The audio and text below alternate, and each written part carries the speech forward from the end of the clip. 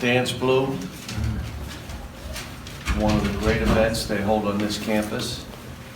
I'm hoping I'm in a good spirit to go by there. We have a game that day. But what a great thing for students. Another thing to learn on a college campus, coming together for something bigger than you, that you can move the needle, but you got to do it with a group of people.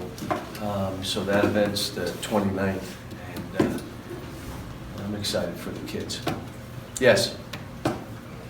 John, you talked about opening up the court a little bit more, maybe letting your guards play downhill. Do you think we'll see more of that coming this game? Maybe. Maybe. I'm just seeing everybody else do it to us. That's how they're trying to play.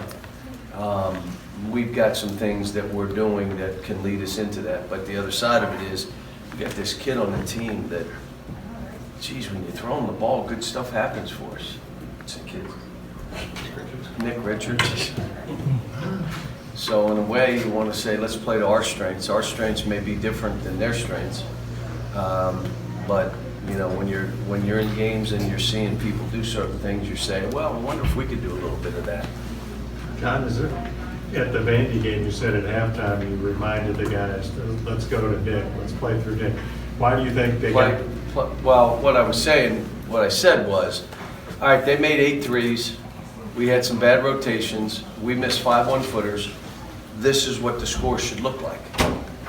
Now, let's go and put this ball in his hands a little bit and play through him. Because I didn't think he got the ball enough in the first half. Why would they forget? There's one thing they don't forget. Their own opportunities to shoot the ball. They don't forget those. But sometimes you'll forget the other guy's opportunities. And that's usually why you have a coach that says, okay, let's get back in line here. Do you think Nick asks for the ball in the huddles? Does he say, hey, I've got He does. something? EJ does too, which I love. So he'll say it, and they respect him, and they know. I mean, he's a great free throw shooter. He can make 15-footers. You can throw it to him in the post. Last game they tried to trap. He's the one that passed it out, and we made plays on the weak side. He's getting better and better. John, what are your impressions of Tyree Mississippi's player? Oof. The last 3 games, he's averaging like 38 points a game. He was out a few games, which they lost, understandably.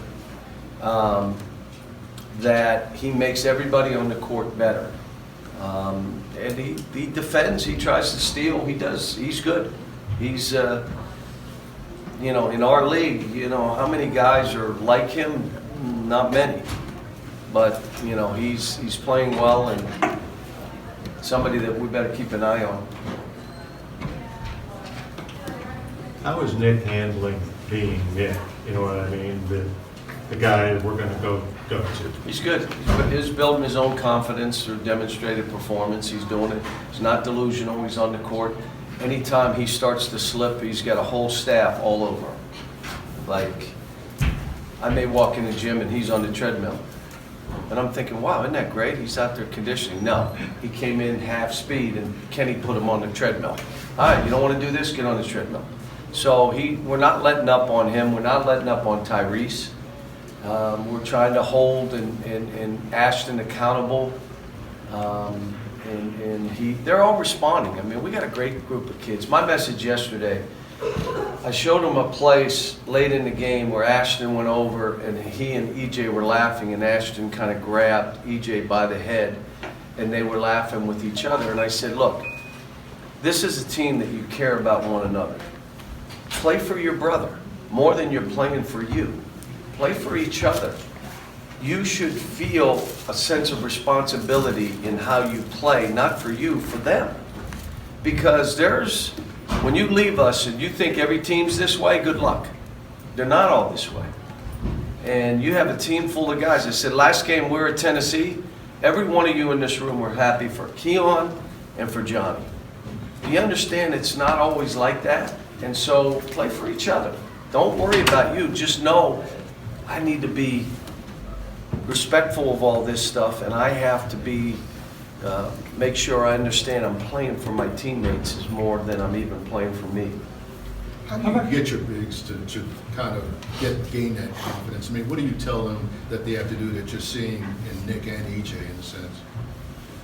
Part of it is you got to get in the greatest shape of your life. You have to. If you don't, you surrender.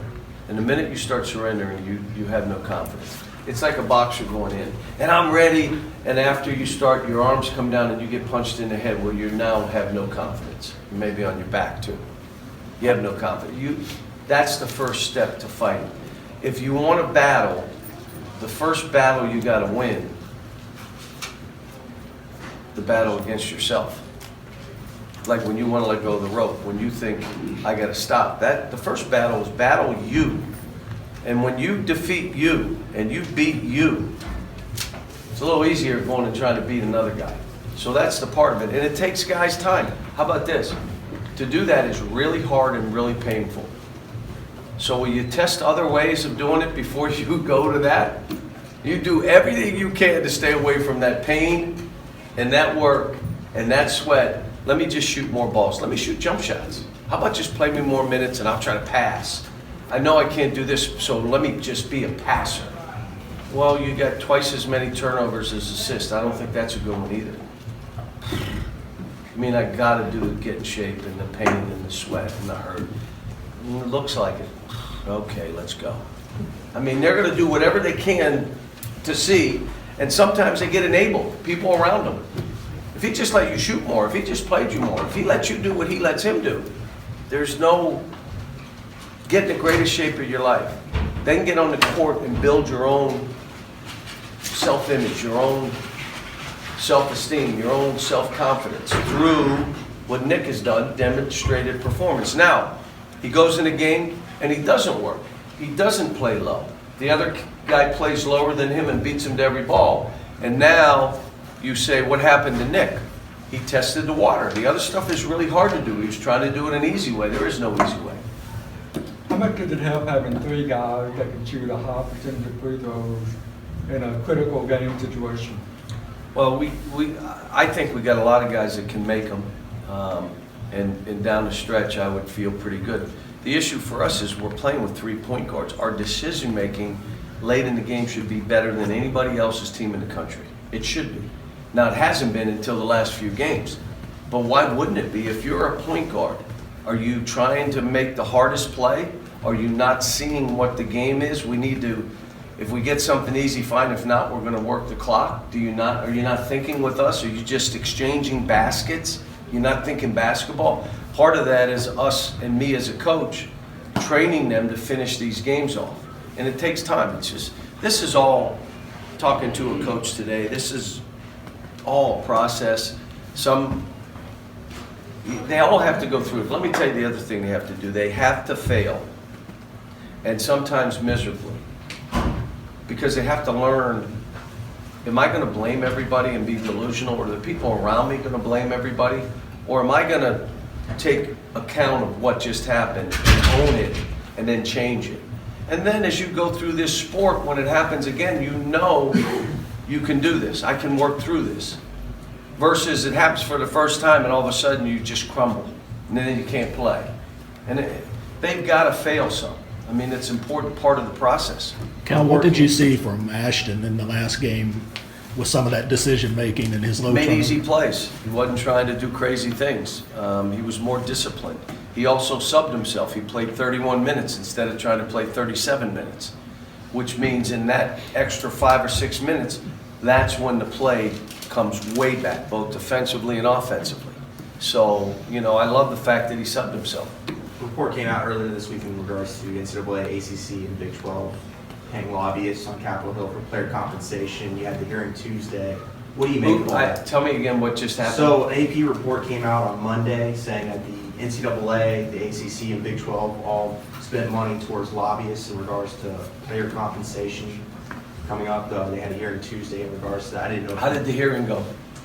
Mixed reviews. I mean, the Connecticut's senator seemed to really buy it. He's a big proponent that the NCAA has had money and power to do this type of lobbying to where the athletes don't have anything. So,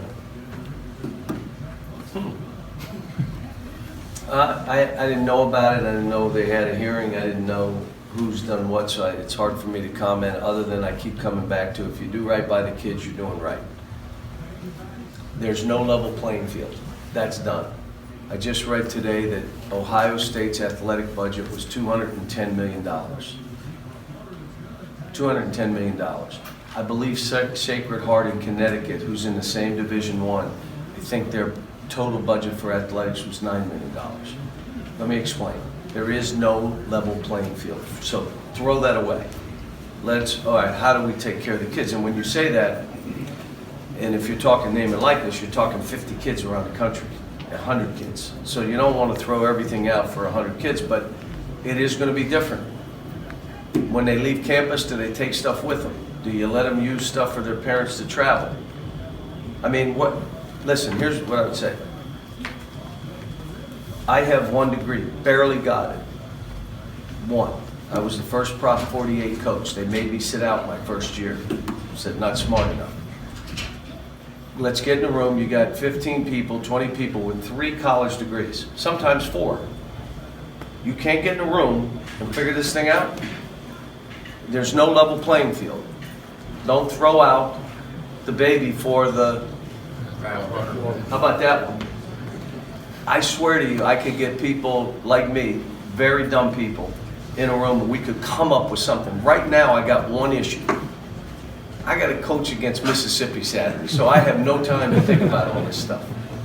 But if that was my job, and that's what I would do,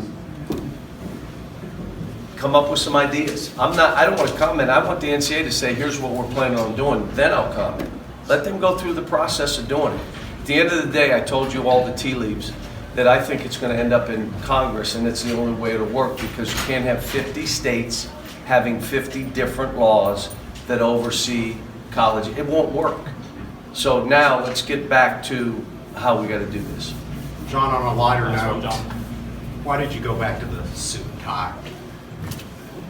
I can't remember. I think it was I think my wife told me she liked the open collar look.